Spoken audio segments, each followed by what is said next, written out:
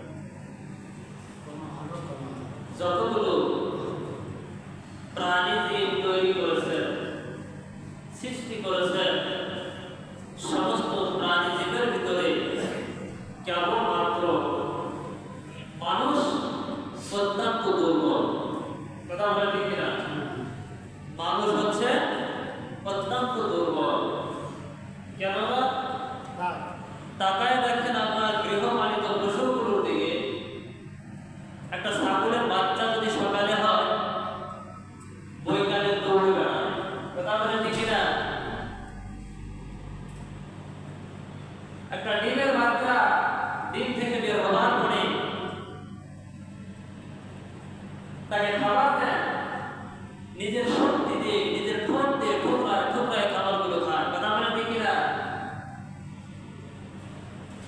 আল্লাহ রাব্বুল আলামিন ডাকতে বলেন খুলিকাল ইনসানু দাইফা।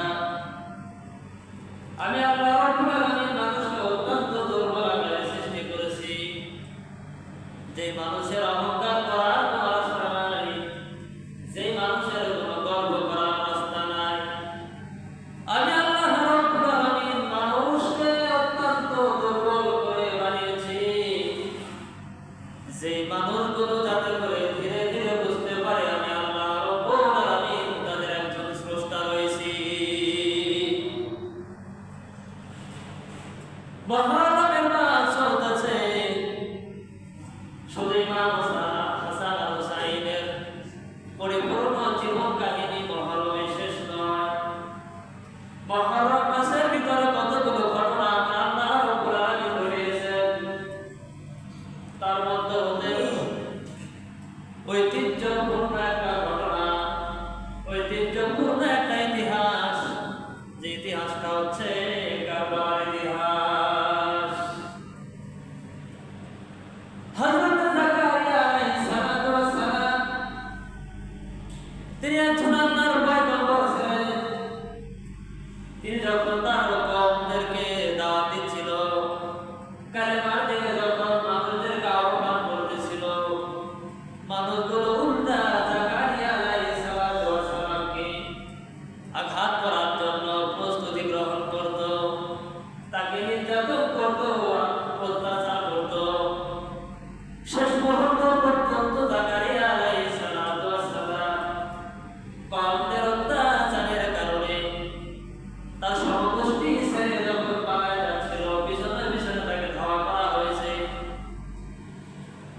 বিশাল বড় একটা বৃক্ষের নিচে দাঁড়ায়া বলছে, দেখো তুমি কি আল্লাহর পয়গম্বর যাকারিয়া আলাইহিস সালাতু ওয়াস সালামের জন্য একটু সহযোগী হতে পারো? বলা শেষ, গাছটা তার জন্য একটা আস্তানাদায়ক, নিরাপদদায়ক, হেফাজতদায়ক এমন সুন্দর একটা পরিবেশে বৃক্ষটা দুইটা ভাগ হয়ে গেছে। দুইটা ভাগ হওয়ার পরে যাকারিয়া দেখছে ওই গাছের ভিতরে যদি আমি ঢুকি আমাকে কেউ দেখতে পাবে না। যাকারিয়া আলাইহিস সালাতু ওয়াস সালাম যখন গাছের ভিতরে ঢুকেছেন, আস্তে করে মৃত গাছটা আবার পুনরায় জোড়া লেগে গেছে।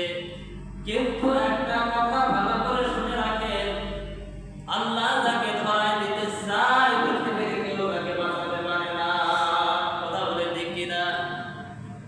শরীরের বাবার একটা অংশ বিশেষ গাছের বাহিরে এখনো পর্যন্ত দেখা যায়, কিন্তু তার দেহ শেষ হয়েছে গাছের ভিতরে। জামার এক অংশ এখনো বাহিরে, জামার এক অংশ দেখা যায় দূর থেকে দেখলে। তার যে কওমের গোষ্ঠী মানুষগুলো তারা দেখতেছে যাকারিয়া নাই, কিন্তু যাকারিয়ার পোশাক গাছের ভিতরে দেখা যায়। 10 জন মানুষ এক জায়গায় ধরে 10টা বুদ্ধি বের হয়। কথা বলেন ঠিক কিনা? পণ্ডিতের অভাব নাই, বুদ্ধিজীবীর অভাব নাই। এক একটা পণ্ডিতের এক একটা মতবাদ শুরু হয়ে গেল।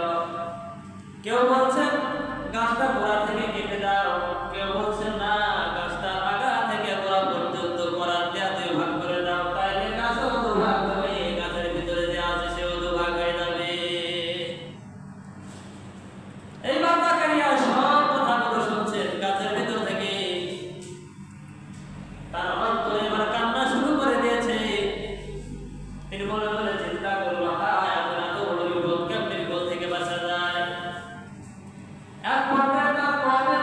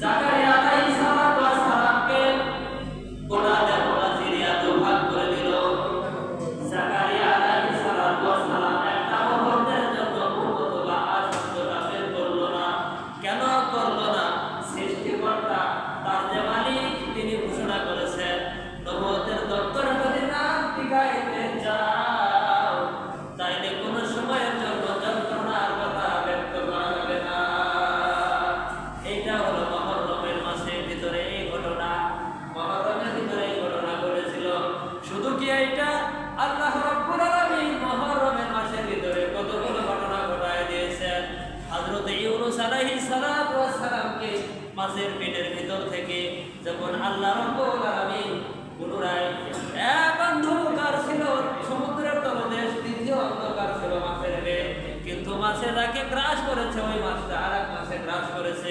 তার মানে তিনটা অন্ধকারের ভিতরে হযরত ইউনূস আলাইহিস সালাতু ওয়াস সালাম যখন পড়েছেন, আল্লাহ রাব্বুল আলামিন তার কুদরতি ভালোবাসায় আবার ইউনূস পয়গম্বরকে আল্লাহ রাব্বুল আলামিন মাছের পেট থেকে যখন বের করেছেন, এই সময়টাও ছিল এই মুহররমের সময়। যেরকম সুবহানাল্লাহ। দুনিয়াতে কতই না বিয়ে খেলাম আমরা, কথা বলে ঠিক কিনা? কতই না বিয়ে দেখলাম। জান্নাতি একটা রমণীর সঙ্গে দুনিয়ার একটা বিয়ে আমরা দিই, খাবারের হাদিয়া আল্লাহ জান্নাতে দেবেন, বলেন না আমিন। হযরত আদম আলাইহিস সালাম মৃত্যু সজ্জা, আজরাইল আলাইহিস সালাম তার শিওরে চোখ ফিরায়া বলছেন, ভাই আজরাইল কি খবর? বলে আপনার রূহ নেবার জন্য আসলাম। বলে একটু সময় দেন আমার। বলে কেন? আল্লাহ রাব্বুল আলামিনের প্রথম নবী হযরত আদম আলাইহিস সালাম ডাক দেয়া বলে, ভাই আজরাইল বহুদিন হয়ে গেল জান্নাত থেকে দুনিয়ামুখী হয়েছি, আমার মন বড় চাই এই মুহূর্তে, আমার অন্তরটা বড় চাই এই মুহূর্তে জান্নাতের একটা নেওয়ার ফল যদি খেতে পারতাম, তাহলে আমার আর এই দুনিয়াতে কোনো চাওয়া পাওয়া থাকবে না। এ আজরাইল তুমি কি জানো, আমি যখন জান্নাতের মধ্যে ছিলাম, জান্নাতের সুস্বাদু নেওয়া ফলগুলো খেয়েছিলাম, যার স্বাদ আমি আদমের আজ পর্যন্ত জিহ্বায় লেগে আছে। সুবহানাল্লাহ। আল্লাহ রাব্বুল আলামিন জিবরিলকে ডাক দেয়া বলে, রে জিবরিল যা যা, এই মুহূর্তে আমার আদম জান্নাতের নেওয়া ফল খেতে চায়, আমি আল্লাহ রাব্বুল আলামিন তার জন্য জান্নাতের নেওয়া ফলটা কবুল করলাম। জিবরিল আলাইহিস সালাম জান্নাত থেকে এক খাঁচা নেওয়া ফল সহ অতুলনীয় অপ্রাপ্ত নিয়ামত পূর্ণ ভরা অমৌসুমীয় ফলগুলো নিয়ে এসেছেন। আসার সময় আল্লাহ রাব্বুল আলামিন আর একটা দায়িত্ব জিবরিলকে চাপায় দিয়েছেন। যেরকম সুবহানাল্লাহ। আল্লাহ বলে, জিবরিল জান্নাত থেকে নেওয়া ফল শুধু নিয়ে গেলে চলবে না, জান্নাতের ভিতর থেকে একটা সুন্দর রমণী যাকে হুর বলা হয়, একটা হুর নিয়ে যাও, যে হুরের সঙ্গে আমি আল্লাহ রাব্বুল আলামিন আদমের সন্তান সমস্ত সন্তানগুলো জোড়ায় জোড়ায় দিয়েছি, কিন্তু একটা সন্তানকে জোড়া দেই নাই, যে সন্তানটার নাম হলো শীষ পয়গম্বর। আমি আল্লাহ রাব্বুল আলামিন তার জন্য দুনিয়ায় কোনো মেয়ে মানুষের বিয়ের বাজেট করে রাখি নাই। আমি আল্লাহ রাব্বুল আলামিন শীষের জন্য আমি আল্লাহর কুদরত দিয়া জান্নাতের হুরের সঙ্গে বিয়ের বন্দোবস্ত করে রেখেছি। যেরকম সুবহানাল্লাহ। হযরত আদম আলাইহিস সালামের সামনে যখন জিবরিল ফল নিয়ে হাজির হয়েছে, পাশে যখন জান্নাতি রমণী জান্নাতি হুর, চোখ ফিরায়া আদম আলাইহিস সালাম ডাক দেয়া বলে, রে জিবরিল এই তো কোনো সাধারণ মেয়ে মনে হয় না, কোথায় জানি দেখেছি মনে হয়, একটু পরিচয় দিবি রে জিবরিল, এই মেয়েটার পরিচয়। আল্লাহর ফেরেশতা জিবরিল ডাক দেয়া বলে, ও আল্লাহর পয়গম্বর আপনি কি জানেন না আপনার প্রত্যেকটা সন্তান আল্লাহ জোড়ায় জোড়ায় দিয়েছে, কিন্তু একটা কেবলমাত্র সন্তানকে আল্লাহ জোড়া দেয় নাই, যেই সন্তানটা আল্লাহ রাব্বুল আলামিন নবুয়ত দান করেছেন, এর নাম হচ্ছে শীষ। আমার আল্লাহ রাব্বুল আলামিন শীষের জন্য এটাকে বাজেট করেছেন। যেরকম সুবহানাল্লাহ। হে আদম আপনি কি জানেন, আপনি এখনো দায় মুক্ত হতে পারেন নাই। আপনার সমস্ত সন্তানগুলোর যদি বিবাহ দিয়ে আল্লাহর আদালতে যাইতে পারেন, তাহলে আল্লাহর কাছে আপনি দায় মুক্ত। এখনো পর্যন্ত শীষের বিয়ে হয় নাই, যার কারণে আপনি এখনো দায়িত্ব মুক্ত হতে পারেন নাই। আপনি এই মুহূর্তে আল্লাহর ওয়াদা শীষের সঙ্গে জান্নাতি রমণীর বিয়ে দিয়ে দেন। সুবহানাল্লাহ। হযরতের শেষ পয়গম্বরের সঙ্গে জান্নাতি হুরের বিয়ে হয়ে গেল। জান্নাতি এক খাঁচা যতগুলো ফল ছিল, সমস্ত ফলগুলো তার যতগুলো সন্তানাদিগুলো ছিল সবাইকে নিয়ে আনন্দ করে ফলগুলো খেলো। সর্বশেষ মুহূর্তে যখন আজরাইল আলাইহিস সালাতু ওয়াস সালাম আদমের দেহ থেকে রূহ বের করবে, আদম কেঁদে, আদম চোখের পানি ছেড়ে দিয়ে আজরাইলকে ডাক দেয়া বলে, আজরাইল একটুখানি আমার কথা শুনবে না? কি বলে? কি? এই মুহূর্তে আমার আদরের সন্তানাদিগুলো আমার মুখের দিকে তাকিয়ে আছে। এই মুহূর্তে আমার সেই শিশ যাকে জান্নাতি হুরের সঙ্গে বিবাহ দিলাম, সে আমার মুখের দিকে তাকিয়ে আছে। আমি চাই নীরবে একাকী একান্তই গোপনে আমার উদ্যা বের করা হোক, আমার সন্তানাদিগুলোকে ঘর থেকে বের করে দেওয়া হোক। আজরাইল ডাক দেওয়া বলে, কেন? আদম ডাক দেওয়া বলে, আজরাইল তুমি জানো না আমি বাবা যখন আমার উদ্যা বের হয়ে যাবে, আমার চোখটা বড় হয়ে যেতে পারে, আমার জিহ্বাটা বের হয়ে যেতে পারে, আমার সন্তানাদিগুলো দেখে তারা স্থিরে থাকতে পারবে না, তারা পাগল পাড়া হয়ে যাবে। আমি চাই মৃত্যুর যন্ত্রণা যা হবে আমি আদমের উপর দিয়ে হয়ে যায়, আমার কোনো সন্তান যেন অনুভব করতে না পারে। তাহলে বোঝা গেল মৃত্যু যন্ত্রণা আছে নাকি? বলেন আপনারা, মৃত্যু যন্ত্রণা আছে। পৃথিবীর সব মিথ্যা হইতে পারে, মৃত্যু যন্ত্রণা, কথা বলে মৃত্যু যন্ত্রণা মিথ্যা হইতে পারে না। জিনাকে কেন্দ্র করে তামাম কুল মাখলুকাতকে সৃষ্টি করেছেন, তিনার মৃত্যু যন্ত্রণা হয়েছে।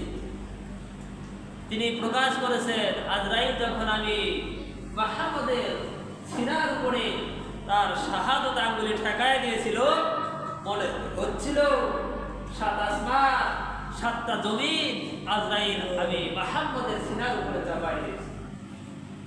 তাহলে এর থেকেও বোঝা যায় মৃত্যু যন্ত্রণা আছে। মৃত্যুর যন্ত্রণার হাত থেকে বাঁচতে হলে আদমের সন্তান হিসাবে কোনো ভুল করা যাবে? কথা বলেন, কোনো ভুল করা যাবে না। আদমের সুরত ছেড়াত অনুযায়ী ইতিহাসে পাওয়া যায় একটি ভুলের কারণে 350 বছর তাকে ভুলের মাসুল দিতে হয়েছে। আর আপনি আমি দিনের পর দিন রাতের পর রাত কত না ভুল করছি, কথা বলেন ঠিক কিনা? তাহলে সেই সূত্র ধরে আমাদের মধ্যে এরকম ভুলের মাসুল দেওয়া দরকার ছিল, কথা বলেন ঠিক কিনা? কিন্তু বিশ্বনবী মুহাম্মদ রাসূলুল্লাহ সাল্লাল্লাহু আলাইহি ওয়াসাল্লামের বরকতে, তারই কারণে আমরা যতই ভুল করছি না কেন আল্লাহ ক্ষমার দৃষ্টিতে দেখছেন।